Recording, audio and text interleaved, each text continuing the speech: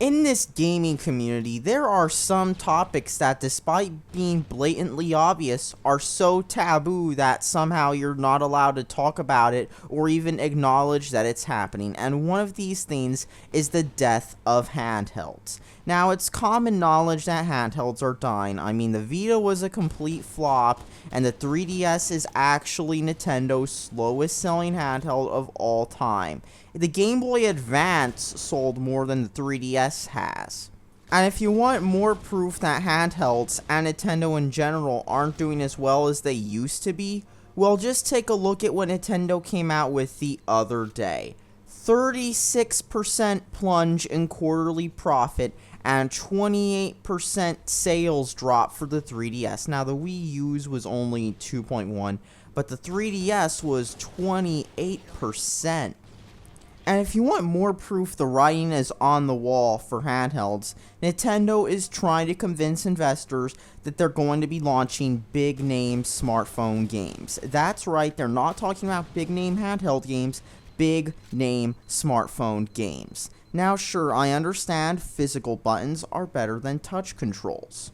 But of course, two things have happened in the market that are pretty much making handhelds irrelevant. One is that smartphones and that are out, and everybody owns one. Even little kids own smartphones now. And the other thing that's happened is that handhelds have failed to expand their audience. Keep in mind, the 3DS is seen as a kid's console because it pretty much is one. Just like other Nintendo consoles, mature games do not sell that well, and especially not in America. And while the PSP convinced older demographics to some extent that handheld gaming was cool, the PS Vita, on the other hand, completely dropped the ball with so many poor Sony decisions, poor marketing, poor sales, and of course the memory card issue and whitelisted backwards compatibility. And now it's got to the point where many American games are skipping their physical Vita releases because stores flat out aren't going to carry them. I mean, the new Digimon game, which was actually quite good, might I add, that came out a few days ago, is only available physically on the PlayStation 4. It's not available physically on the Vita unless you import it from a website such as PlayAsia. And it's especially pathetic when you look at the games coming out for the Vita now. You're not seeing many big names like Call of Duty or FIFA or Battlefield or whatnot. But you know what you are seeing? Anime games that are designed for a very narrow audience. And even then, I don't think it would look very good if someone saw you playing Senran Kagura on the bus. Now, the 3DS, on the other hand, was pretty outdated even when it came out. I mean, the hardware in it was like that of a several-year-old cell phone when the game came out. But that's not the only thing the 3DS has right now, though. The 3DS also has relatively few games coming out for it, except for a Fire Emblem game that was marred in lots and lots of controversy because a waifu petting simulator was removed from the Western release.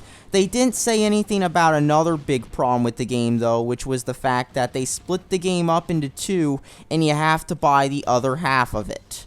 It's like if in Fallout New Vegas, you could only play one path, and to play the other paths, you had to pay Bethesda DLC money to do it. There's also a new Sonic Boom game coming out, which has been delayed, and there's Metroid Prime Federation Force, which has also been met with much negative reception from Nintendo fans. And of course, there's some Detective Pikachu game coming out, which makes me wonder what they're on at Nintendo, and ROMs of the old Pokemon games, so you can finally be happy that you're playing a game from 1996 all over again because you couldn't go on eBay and purchase a cartridge used. All in all, both handhelds have a very bleak future, and the writing is on the wall for both of them. They're about as dead as walkie-talkie phones and film photography. Nobody uses them anymore, and they are irrelevant. And that's all that needs to be said, really. And while some people are going to say they're not dead, look, the writing is on the wall. If you look at how many games handhelds are getting compared to consoles, it's shocking because handhelds are dead. And that's all you need to know. Thanks for watching and subscribe for more.